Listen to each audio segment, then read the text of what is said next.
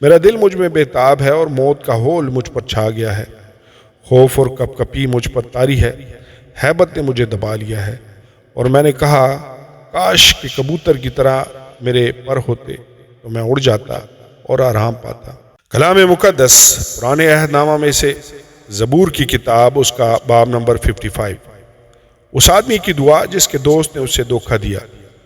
اے خدا، میری دعا پر کان لگا اور میری منت سے منہ نہ پھیر، میری طرف متوجہ ہو اور مجھے جواب دے۔ میں غم سے بے قرار ہو کر کراہتا ہوں، دشمن کے آوازہ سے اور شریر کے ظلم کے باعث، کیونکہ وہ مجھ پر بدی لادتے اور قہر میں مجھے ستاتے ہیں۔ میرا دل مجھ میں بےتاب ہے اور موت کا ہول مجھ پر چھا گیا ہے۔ خوف اور کپ کپی مجھ پر طاری ہے، ہیبت نے مجھے دبا لیا ہے، اور میں نے کہا کاش کہ کبوتر کی طرح میرے پر ہوتے تو میں اڑ جاتا اور آرام پاتا۔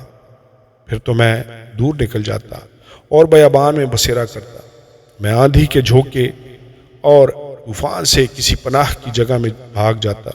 اے خداوند، ان کو ہلاک کر اور ان کی زبان میں تفر کر ڈال، کیونکہ میں نے شہر میں ظلم اور جھگڑا دیکھا ہے۔ دن رات وہ اس کی فصیل پر گشت لگاتے ہیں، بدی اور فساد اس کے اندر ہے، شرارت اس کے بیچ میں بسی ہوئی ہے، ستم اور فریب اس کے کوچوں سے دور نہیں ہوتے۔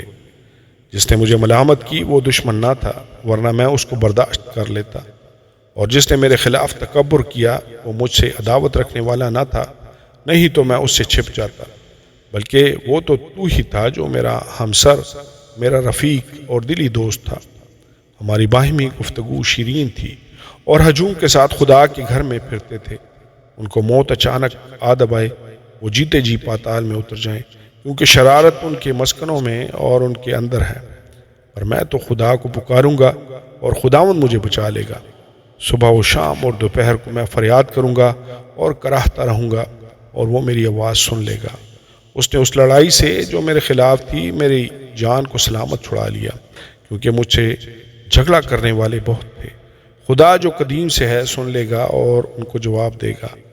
یہ وہ ہیں جن کے لیے انقلاب نہیں اور جو خدا سے نہیں ڈرتے۔ اس شخص نے ایسوں پر ہاتھ بڑھایا ہے جو اسے صلح رکھتے تھے۔ اس نے اپنے عہد کو توڑ دیا ہے۔ اس کا منہ مکھن کی مانند چکنا تھا اور اس کے دل میں جنگ تھی۔ اس کی باتیں تیل سے زیادہ ملائم پر ننگی تلواریں تھیں۔ اپنا بوجھ خداوند پر ڈال دے، وہ تجھے سنبھالے گا، وہ صادق کو کبھی جنبش نہ کھانے دے گا۔ لیکن اے خدا، تو ان کو ہلاکت کے گڑھے میں اتارے گا۔